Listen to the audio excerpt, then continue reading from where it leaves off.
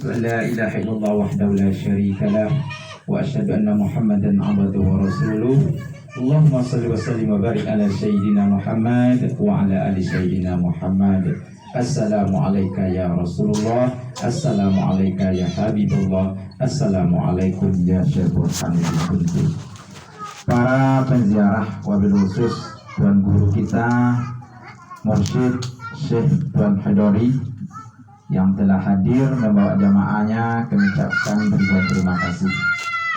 Semalam aku dihubungi oleh Adinda, sampai kini pun namanya tak tahu ya, Ibnu Rifai, yang berkatanya ada jamaah yang akan datang ke makam Syekh Burhanuddin Ustaz. Jadi kami minta disuruh menghubungi Ustaz untuk menyampaikan nanti sejarah Syekh Burhanuddin. Yang pertama sekali dulu Abu mengenalkan diri. Kena tak kenal maka tak sayang. Kena tak sayang itulah tidak ada keterpautan hati. Mudah-mudahan kita saling terpaut hati kita. Di dunia kita bersaudara, di akhirat pun kita bersaudara, dan sama-sama kita nanti masuk dalam surganya Allah Subhanahu wa taala. Amin. Nama Ambo adalah nama kecilnya Habibullah bin Jamarin. Nama besar Ambo Al-Ustadz Habibullah J. Ash'ari. Jadi Tuan Guru Syekh Angkumodo Jamarin, Dr. Ki Haji Angkumodo Jamarin itu orang tua Ambo sendiri yang mursyid Tariqat Naqsyabandi melalui jalur Syekh Aidarus Al-Khalidi di Batu Basurat, bukan yang di Sarangkabun. Sarangkabun anak beliau daripada Syekh Aidarus, dan silsilahnya dari Syekh Aidarus Syekh Mudawali Syekh Abdul Ghani dan Syekh Sulaiman Al-Qurdi. Jadi Ambo anak ketiga. Kenapa Ambo hadir di tengah-tengah masyarakat atau bapak-bapak yang hadir? Karena memang Ambo adalah ketua pengurusan Masjid Kenegerian Kuntu, masjid tertua di Kampar Kiri. Yang kedua, ketua pengurusan makam. Proyek kami adalah membuat tempat wisata religi. Ini lokasi kita yang sudah dimulai, tapi karena belum adanya para hartawan dermawan yang membukanya, karena di sini sudah ada master plan-nya untuk membuat, tapi belum terlaksana. Saya ketua hariannya. Dan kegiatan saya sehari-hari adalah guru di Pondok Pesantren Syekh Burhanuddin Kuntu, dan saya juga seorang penganut Tariqat Naqsyabandi Khalidiyah. Dan alhamdulillah semasa Abuya ayahanda masih hidup, saya sudah diangkat menjadi khalifah, tapi belum mencapai mursyid. Karena waktu itu saya masih sangat muda, dan setelah itu melanjutkan pendidikan ke Darul Rahman di Jakarta. Dan hari ini terima kasih banyak kita telah hadir. Yang perlu saya sampaikan kepada kita bersama bahwa ada dua kerancuan sejarah tentang Syekh Burhanuddin yang paling fatal, yaitu Syekh Burhanuddin Kuntu dan Syekh Burhanuddin Ulakan. Apakah yang benar itu di Kuntu atau di Ulakan? Satu, nanti akan kita jawab. Yang kedua, barusan saya membuka tadi sebelum kesini di Google tentang sejarah Syekh Burhanuddin Kuntu yang bertebaran.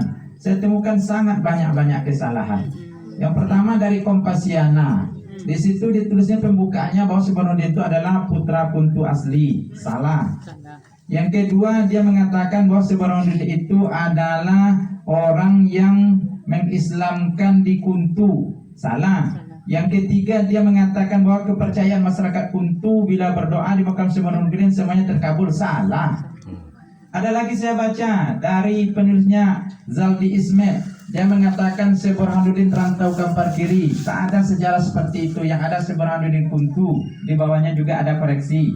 Yang ketiga ada saya baca tadi dari penulis, ini dibaca di Riau Post dulu, bahwa makam Syekh Burhanuddin ini ditemukan oleh seseorang dari orang Jawa transmigrasi di daerah Gunung Sailan. Dia temukan makam ini atas perintah gurunya tahun 91. Tidak.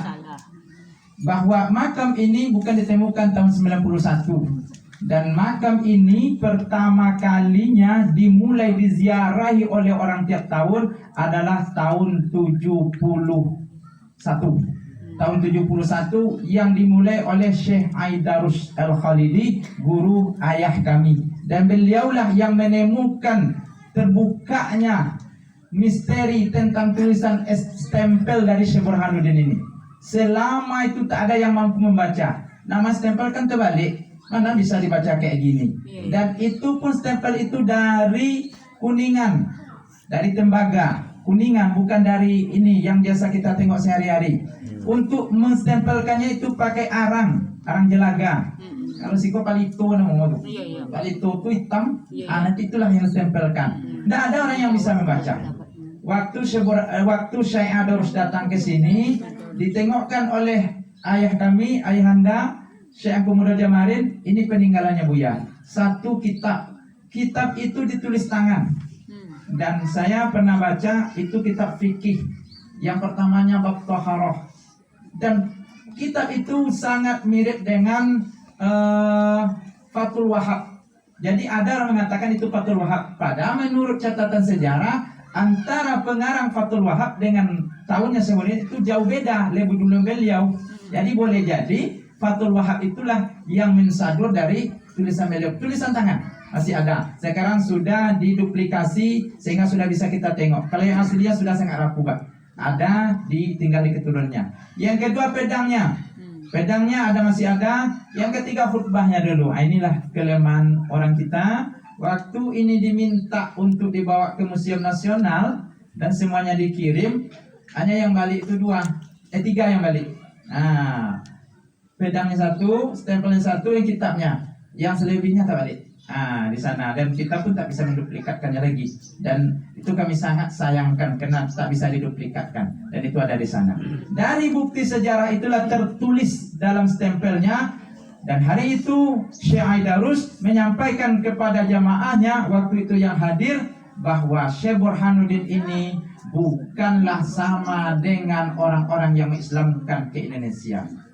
Kalau kita baca sejarah para pedagang Gujarat yang datang ke Indonesia, itu mereka adalah orang-orang soleh tapi bukan ulama. Sementara Syekh Burhanuddin ini tertulis Haji Al-Wasik. Jadi begini waktu itu, dia panggil orang tua saya, Marin, tolong ambil kaca untuk bercermin, no? Dia ambil kaca, apa Buya, ambil dulu. Dia ambil, dihadapkan ke kaca, lalu stempel tak terbalik dibaca karena sudah dihadapkan ke kaca. Lalu dia baca, kamu tulis katanya kan? Ayah saya yang nulis dan beliau membacakan. Tulis Haji Al-Wasik, Qadi Malikul Makkatal Mukarramah Baladu Haramullah. Waktu itulah terbuka misteri bacaan stempel itu. Lalu beliau terjemahkan Haji Al-Wasik ini mananya wasiqah, wasik yang terpercaya, utusan terpercaya, kepercayaan. Qadi itu kalau sekarang kan mufti. Qadi Malikul Makkatul Mukarramah Baladu Haramallah. Qadi kerajaan Makkatul Mukarramah, tanah yang diharamkan oleh Allah. Semenjak itulah orang tahu bacaannya. Semenjak kedatangan Syekh Aidarus. Itu yang pertama, masih ada sekarang. Dari sejarah-sejarah itu yang perlu kami luruskan satu. Mana yang benar Ustaz? Sebenarnya di sana ada kebenarannya tapi masih ada koreksi. Yang saya sampaikan ini yang kami terima dari guru kami, guru dia terima dari gurunya. Orang tua saya menerima dari gurunya, namanya Haji Rauf. Dan itu orang tua yang berumur 100 tahun lebih. Dan dari gurunya Haji Mungkabah, orang yang lebih tua daripada itu. Sejarah itu sudah turun-temurun disampaikan. Dan terakhir saya menjadi narasumber dalam buku Dr. Elia Roza yang menulis dari Winsuspa tentang sejarah peradaban Islam di Riau. Itu buku yang terakhir yang direvisi dan di situ saya masuk menjadi salah seorang narasumbernya. Yang pertama, Syekh Burhanuddin Kuntu tidak sama dengan Syekh Burhanuddin Ulakan. Syekh Burhanuddin Kuntu itu orang Mekah dari Hadramaut Maut. Dan dia kalau melihat tahunnya 670 Hijriah 111 Masehi, itu semasa dengan Kesultanan Bani Umayyah, Fatimiyah, Bani Umayyah, Muawiyah. Semasa itulah. Dan ini ada kebenaran di buku sejarah yang terakhir kami baca bahwa beliau diutus oleh sultan daripada masa Bani Umayyah itu kena permintaan daripada Sriwijaya yang waktu itu masih berkuasa. Apa kaitannya Sriwijaya dengan Kuntu? Kalau boleh ibu-ibu duduk sebentar, saya bacakan sejarahnya. Kuntu tempo dulu adalah namanya Kesultanan Kuntu. Disinilah pusat perdagangan di Sumatera Tengah. Karena ini jalur, ini di belakang kita ini adalah batang sungai Sebayang namanya. Sekarang sudah pindah di dekat pasar tadi. Kita lewat pasar, ada pendakian ke kiri, itu menyeberang jembatan, situ sungai Sebayang sekarang. Kenapa dia pindah? Karena kalau ditengok ini dari drone, dan juga saya pernah jalan-jalan di sini, ternyata kampung ini sangat cantik dulu. Airnya tuh melingkar. Dari sini muter lagi seberang sana, air lagi itu di seberang tuh itu perkampungan. Dan disinilah dulu musola beliau. Dan rumahnya di seberang situ. Dan setiap kali air tuh agak naik banjir, ini tebing ini selalu longsor, runtuh-runtuh, sehingga kampung ini terpepet-pepet. Luas ini jadinya air. Maka berpesan dia, nanti kalau saya wafat, makam saya dekat tebing itu, atau dekat tebing jurang Batang Sebayang. Apa yang terjadi? Bukannya tebingnya berhenti, malah Batang Sebayangnya yang pindah ke sana. Ini kalau kita hilangkan sampai nanti Bapak bekas ini sampai ke Bapak datang masuk Kuntu tadi, tengok di kanan masih ada, itu dulu disitulah. Kalau dari sini ke Padang Sawah itu dulu satu hari setengah. Berangkat pagi ini, sore besok baru sampai pada desa Padang Sawah. Sekarang 3 jam sudah sampai ke Padang Sawah. Begitu dipotong air itu. Itu yang pertama sejarah beliau kenapa dimakamkan. Mungkin ada kritik dari orang, kok makam saya letaknya di pinggir jurang gitu kan. Karena ini permintaan beliau. Nah, bahwa dimakamkan di pinggir ini karena di bawah sana adalah sungai yang selalu menggerus tanah di sini. Dan di sini adalah bandar. Orang tua-tua kami namanya Bandar Ruhum. Di era tahun 70-an sampai tahun 80-an, sebelum banjir bandang tahun 78 di sini, itu tongkang-tongkang itu masih masuk.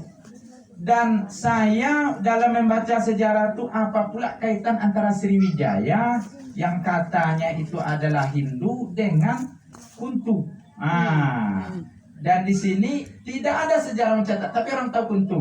Ada seorang hulu balang dari kerajaan Kuntu ini, kami sini namanya Datuk Sia Mato. Matonya Sia, makamnya pas di posisi seberang jembatan tuh. Dia itu hulu balang. Menurut cerita orang tua-tua, ada dia pernah orang di daerah Sriwijaya itu mengatakan bahwa sepanjang rantau ini tidak ada seorang pun lagi yang bisa dianggap orang yang yang kuat gitu. Bahasa kami tidak ada lembaga sepanjang rantau kalau. Jadi datuk tuh tahu dia, maka diculiknya lah salah seorang putri daripada raja itu dan dijadikan istrinya. Setelah raja itu mengetahui, lalu berilakan hadiah dan diberikanlah waktu itu sampai sekarang masih ada guci. Kalau masuk kita bertiga di dalam masih bisa. Ada guci itu datangnya dari kerajaan Sriwijaya dan ada situ pendayungnya. Kalau sebesar ini, sebesar sejadah ini apanya itu daunnya itu.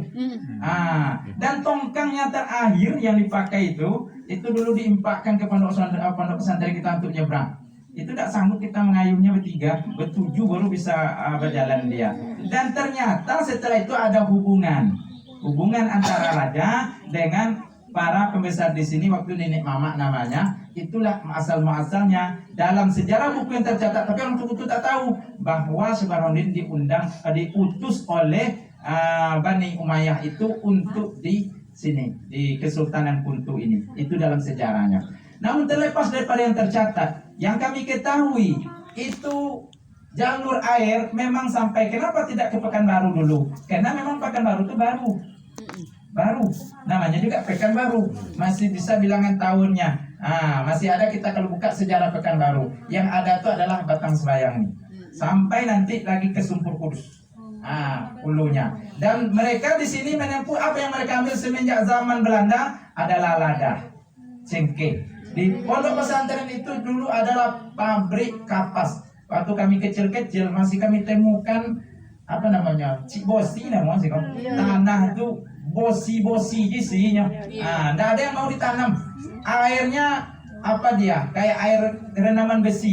Sampai di situ banyak waktu itu kami masih kecil itu masih banyak ditemukan. Dan sejarah orang Kuntu tahu semuanya. Kapan berubahnya itu batang semayang? Semenjak kejadian banjir bandang tahun 78. Mulailah berubah struktur tanah. Banyak yang dangkal sehingga tongkang-tongkang itu tak masuk lagi. Waktu saya masih kecil masih ingat sekitar tahun-tahun 85, 83, kalau air banjir masuk tongkang membawa beras. Masuk dia. Kami naik di situ. Kadang-kadang nggak lama disuruh keluar lagi. Kita heran, besar betul sampai nih. Itu pikir kami waktu itu, padahal rupanya orang sini namanya but namanya. But, motor but. Jadi tongkang. Itu sejarah yang pertama. Yang kedua, sejarah masuk Syekh Burhanuddin di Kuntu memang dia pernah diulahkan. Pernah diulahkan selama sekitar 10 tahun. Lanjut dia sampai di Kuntu ini, di sini dia minta 20 tahun. Dan diulahkan itu kenapa dinamakan Syekh Burhanuddin? Di sana ada seorang santri namanya Pono. Itu baca dalam biografinya. Nama kecilnya adalah Pono. Dia yang menulis sendiri, nama kecil saya adalah Pono. Dia berguru kepada Syekh Abdul Rauf di Aceh. Jadi gurunya Syekh Abdul Rauf di Aceh, lalu pulang ke Ulakan. Di sana dia menyimbangkan ajaran sebagaimana ajaran Syekh Burhanuddin. Maka orang mengatakan ada seorang buya baru, guru baru yang keilmuannya mirip dengan Syekh Burhanuddin. Lalu tinggal Syekh Burhanuddin. Nama aslinya kecilnya adalah Pono. Dan orang di sana sangat-sangat menyimpan kata Pononya. Yang ditempelkan adalah Syekh Burhanuddin. Tapi bacalah dalam Wikipedia tentang Syekh Burhanuddin diulahkan. Nama kecilnya adalah Pono. Dan itu orang situ asli. Orang situ asli, orang Pariaman asli. Dan Syekh Burhanuddin Kuntu orang dari Mekah. Lihat aja makamnya. Itu makam orang Kuntu yang di sekitar ini, makam orang Kuntu, para ulama. Tidak ada yang sebesar ini. Jangan-jangan ini ulah orang Kuntu aja Ustaz, dibikin yang besar-besar. Jangan-jangan gitu.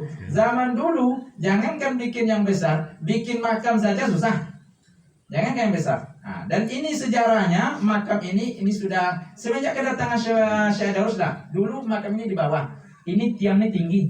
Ini sekarang sudah jadi batu, Pak. Ada yang mengatakan yang tidak meyakini maunah keramat daripada Syekh ini, ya namanya kayu kalau sudah lama jadi batu katanya kan. Ya serah aja. Tapi kami yakin ini bukan batu sembarang batu. Ini adalah termasuk salah satu karamah beliau. Ini sudah jadi batu. Dulu ini kampung ini setelah air ini pindah, maka masyarakat pun turun ke sana. Tinggallah ini dalam hutan.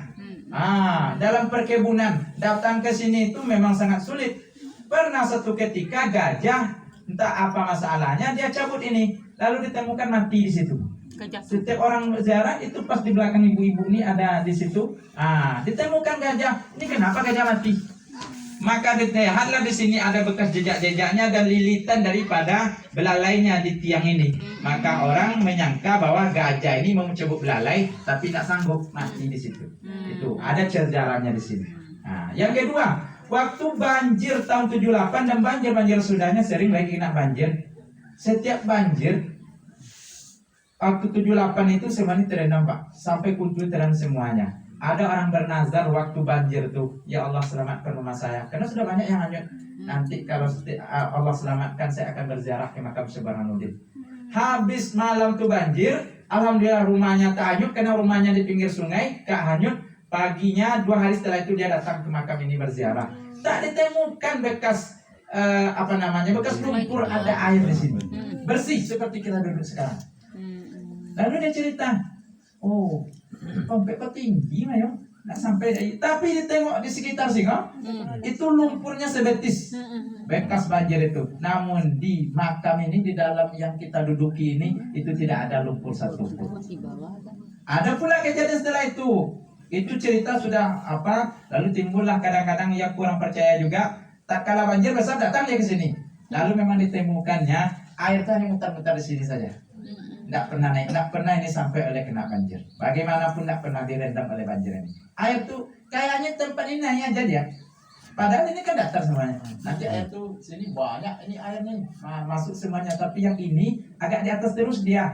Kira-kira sejengkal menjelang sampai lagi. Seperti itu. Dan itu sudah diketahui oleh orang sini semuanya. Dan Syekh Burhanuddin sampai di Kuntu, lalu dia masuk di sini dengan sangat-sangat lembut tak pernah menyalahkan, padahal orang di sini kepercayaannya bukan Hindu, bukan Buddha. Di sini orang tak pernah Hindu, tak pernah Buddha. Di sini ada animisme. Yang dipercayanya batu godang, kayu godang, lubuk dalam. Sampai waktu Buya Angku Muda Jamarin, ayah saya pulang, barulah berhenti orang Kuntu ini membuang kepala kerbau ke dalam lubuk tuh. Kalau enggak sekali setahun dibalut dengan kain putih, dibuang. Padahal sudah Islam. Cuma seperti itu masih juga dilakukannya. Balik Buya, ini tuh apa dibuang? Kalau kalian tak mau, kasih saya katanya. Nanti saya makan sendiri. Akhirnya buah darahnya dibuang, kepalanya dimakan bersama-sama. Nah itu sekarang. Kalau dulu masih orang-orang tua-tua tuh, aku kalau nggak dibuang kan lubur mengane woyo ya, anakmu kan jadi dah. Jadi kata Buya, kalau kalian membuang-buang ke Pulau Kabau, nggak paham lagi kalian. Tidak makannya setiap tahun orang Kuntu ini syukuran namanya. Hari Sabtunya berziarah bersama-sama, hari Ahadnya itu makan bersama-sama. Yang punya acara tuh nenek mama. Nah itu semuanya syukuran.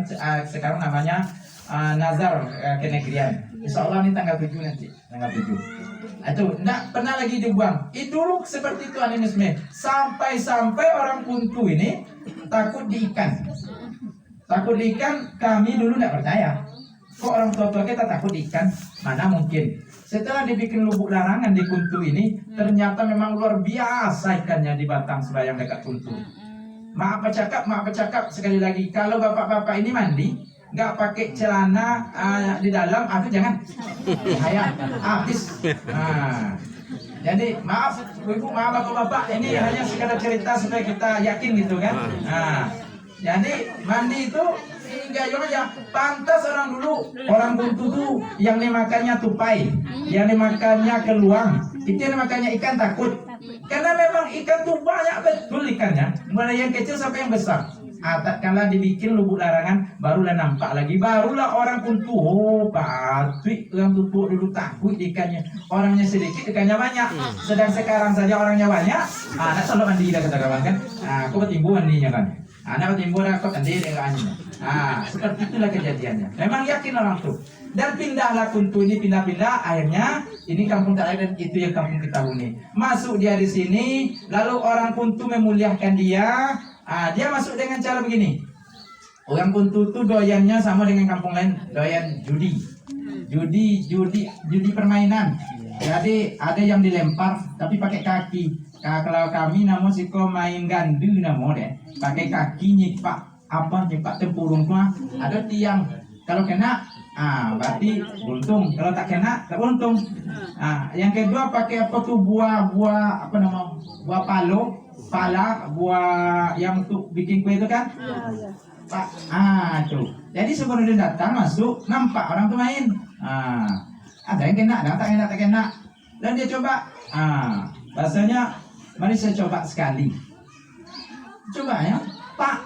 2 kali tak, 3 kali tak. Konen tadi, Pak, apa lemunya Pak pakai? Kamailah. Lemunya Bismillahirrahmanirrahim. Lah mulai kan mengenal Bismillah. Setelah dilanjutkan ilmu ku ada pantangannya tuh. Nggak boleh mencilo, nggak boleh minum mabuk, nggak boleh bazina, nggak boleh ganggu anak bini orang dah. Sudah tuh supaya ilmu ku mantap sesuai tori mengucapkan syahadat. Begitulah masuknya sehingga dia inyo masuk secara lembut, orang sini tidak ada komplain. Lalu diangkat menjadi sanak kemanakan namanya Datuk Mahudum. Maka secara kultur persukuan dia ini anak sanak kemanakan Datuk Mahudum. Dan dimenikahkan dengan suku Singkuang namanya, itu istrinya di situ namanya Put Cindrawesi. Namanya Cindrawesi, dan dinikahkan menghormati suku istrinya itu, maka mahar suku Singkuang itu tidak sama dengan mahar suku lain. Semasa dulu 5.000 mahar orang, dia sudah 50.000 mahar. Karena memuliakan suku istrinya. Dibagilah di sini yang menjadi khatib hari raya besar itu dari suku beliau, anak kemanakan beliau, yang menjadi imam dari suku istri beliau. Gelar imamnya Imam Jalaluddin. Itulah cara penghormatan orang Kuntu. Hiduplah di sini selama 20 tahun, lalu dikembangkan agama di sepanjang kapal kiri. Dan setelah itu, ini yang saya terima dari dosen UIN. Dari sini Islam itu dikembangkan pertama ke Rokan Hulu, bukan ke Bangkinang dulu. Yang terakhir Pekanbaru. Dari Rokan Hulu ke Jambi. Dalam perjalanannya masuklah 5 kota. Di 5 kota daerah Bangkinang. Dan yang terakhirnya adalah Pekanbaru. Dan sampai murid beliau ini ke Kalimantan. Itu yang mengembangkan Islam. Itu sejarah yang dibacakan oleh dosen saya pernah di UIN. Dan itu tak pernah saya terima di sini. Kenapa orang tua-tua kami tak pernah sampai kemana, murid-muridnya tak pernah sampai. Hanya itu yang kami terima, begitu dia dimuliakan di sini. Yang setelah dia menikah, anaknya ada, tetapi tidak ada yang sampai dewasa. Itu anak-anaknya 2 di depan tuh. Kan ada makam dekat istrinya itu ada 2 kecil. Itu sudah anak kuntu. Maka beda, makam ayah, makam istri, makam anak langsung kecil. Karena anaknya sudah orang kuntu. Darahnya sudah darah kuntu. Itulah sejarah. Yang pertama, saya koreksi sejarah yang disampaikan adalah Seborang Kuntu tidak sama dengan Seborang Nurdin Ulaka. Yang kedua, beliau masuk di sini membawa Islam Ahlus Sunnah wal Jamaah. Karena pernah saya baca bahwa beliau membawa Islam Syiah.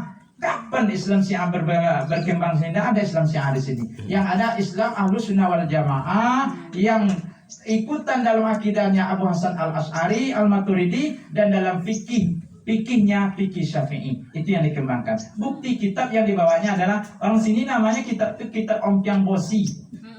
Jadi namanya beda. Apa napo Ompiang Bosi itu? Mungkin ibu-ibu yang daerah Kampar tentunya ompiang itu adalah makanan dari padi. Emping kan? Nah, sama dengan kerupuk emping itu lain. Emping itu jadi ompiang itu biasa dari padi. Sekarang dibuat dari besi. Luar biasa tuh. Apa maksudnya? Inilah kitab penentu di kuntu. Boleh kata kitab boleh, tak boleh kata kitab tak boleh. Jadi ada pepatah di sini, kalau lunak kan disudu, kalau poe kan ditakik. Kawe kan ditakik, lunak kan disudu. Maka sesuai dengan kitab fikih Syafi'i. Itulah karena saya baca belum banyak yang mengatakan, dan termasuk ayahanda mengatakan bahwa kitab ini sangat mirip dengan kitab yang saya sebut tadi. Fathul Wahab. Kitab fikih Fathul Wahab. Di sini namanya Ompiang Bosi. Jadi awak bikin Ompiang Bosi, kok tembak. Bukan kertasnya dari besi, tapi isinya seperti itu. Masih ada sekarang. Yang kedua yang koreksi bahwa Burhanuddin adalah orang Kuntu, tidak. Bukan orang Kuntu, dia orang Mekah asli. Yang sangat-sangat dekat adalah kami terima adalah dari Hadraul Maut. Dan yang terakhir, bahwa menetap di Kuntu selama 20 tahun mengembangkan ajaran Ahlus Sunnah wal Jamaah tadi.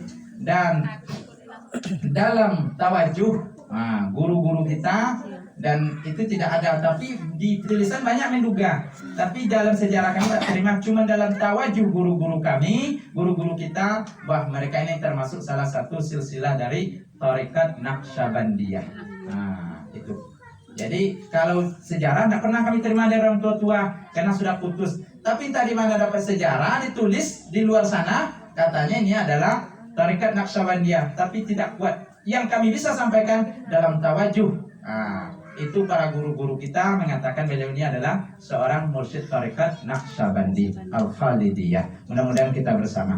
Kira-kira itu saja karena sore, karena kalau saya kembangkan terlalu lama nanti Bapak Ibu di sini ceritanya. Dan kalau yang mau panjang tuh lihat aja di dokumen TVRI, itu yang wawancara saya di makam ini sampai di sana. Waktu itu acara namanya Jalan-Jalan Islami. Di acaranya setiap bulan Ramadan. Sudah 3 tahun saya tengok itu aja. Terus yang kan tidak pernah diperbarui. Tapi apa yang mesti diperbarui? Memang seperti itu sejarahnya. Jadi mungkin sudah ada yang nengok di situ. Juga di Rio TV pernah. Sekarang alhamdulillah kita bertemu secara langsung. Saya bukan membesar-besar diri saya, tapi itulah putra Allah. Saya sering meminta dalam doa-doa saya berkunjung sini. Ya Allah, berikan saya petunjuk. Apabila saya salah dalam menyampaikan sejarah Burhanuddin ini, tolong tunjukkan saya yang benar. Tolong hadirlah engkau wahai Burhanuddin, tunjukkan kepada saya yang benar. Kalau saya salah dalam menyampaikan sejarah. Sebab apa? Setiap ada yang datang yang perlu sejarah, saya yang dipanggil. Dari UIN sudah tak terbilang kali para mahasiswa itu. Jadi saya pun ragu apa benar yang saya ceritakannya atau tidak. Jangan-jangan salah nanti. Saya mencobanya, tapi alhamdulillah saya mendapat ketenangan setelah menyampaikan itu. Mungkin ini pertanda benar. Dan terakhir yang ada orang katanya bisa langsung berinteraksi. Wallahu a'lam. Saya jujur saya tidak bisa berinteraksi. Belum kemampuan saya. Masih jauh saya di situ. Orang yang berinteraksi saya tanya, kalau memang kamu bisa berinteraksi, tolong tanyakan apa yang saya sampaikan selama ini tentang beliau apa benar atau salah. Orang tuh mengucapkan dalam keadaan menangis, benar Ustaz, itulah sebenarnya apa yang terjadi, katanya kan. Alhamdulillah, tapi wallahu a'lam, saya tidak bisa mengatakan bahwa inilah sejarah yang paling benar. Tidak ada saya bisa mengatakan begitu. Tapi ini yang kami terima dari orang tua-tua kami. Dan catatan yang terakhir untuk kita bersama, yakinlah man zaral ulama faqa'annama zaral anbiya. Al ulama warasatul anbiya. Walaupun kita dicemehkan kuburiyun enggak lah. Silakanlah mau cemeh lah. Kita yakin Ashabul Kahfi yang dia itu tidur 309 tahun. Salah satu anjing yang masuk surga itu kitmir adalah karena menjaga ulama yang 9 orang itu. Anjing aja bisa masuk surga karena cinta ulama. Apa kita nak mau mungkin masuk surga? Itu aja modal kita, cinta ulama. Yang kedua, kenapa cinta ulama? Nabi adalah pewaris Nabi. Lalu kenapa ulamanya? Karena cinta, kenapa tak nabinya? Ulama adalah pewaris Nabi. Tak mampu saya ya Allah datang ke Madinah, apalagi musim sekarang. Adapun kita juga bisa datang kan? Lalu saya datang ke pewaris nabimu. Ya Allah, tolonglah saya ya Allah dengan jahi Sayyidina Muhammad SAW, dengan kemuliaan Nabi Muhammad SAW, dan kemuliaan ulama. Jadi di sini kalau orang itu mengatakan kita kuburian menyembah kubur, minta kepada kubur, ndaklah. Kita meminta kepada Allah, tetapi mengandalkan orang yang dalam kubur boleh. Salah satu doa, Allahumma inni as'aluka wa atawajjahu ilaika bihabibika Nabi Muhammad SAW. Itu Nabi yang ngajarkan, masa tak boleh? Ya Allah, aku menghadap kepada engkau dengan nabimu Nabi Muhammad, Nabi yang rahmat, penuh rahmat. Atawajjahu bika, aku menghadap dengan engkau ya Rasulullah. Apa tak boleh? Boleh. Masa tak boleh? Jadi mau dicemeh kuburiyun, menyembah kubur, bertanggungjawabkanlah nanti demi Allah, bertanggungjawabkanlah fitnah yang kalian sampaikan hari ini kepada umat. Nanti kita akan bersidang di hadapan Allah bahwa kita tidak pernah menyembah selain daripada Allah, bahwa kita tidak pernah meminta kepada selain Allah. Kita hanya minta kepada Allah, tapi minta tolong mengandalkan orang-orang saleh itu boleh.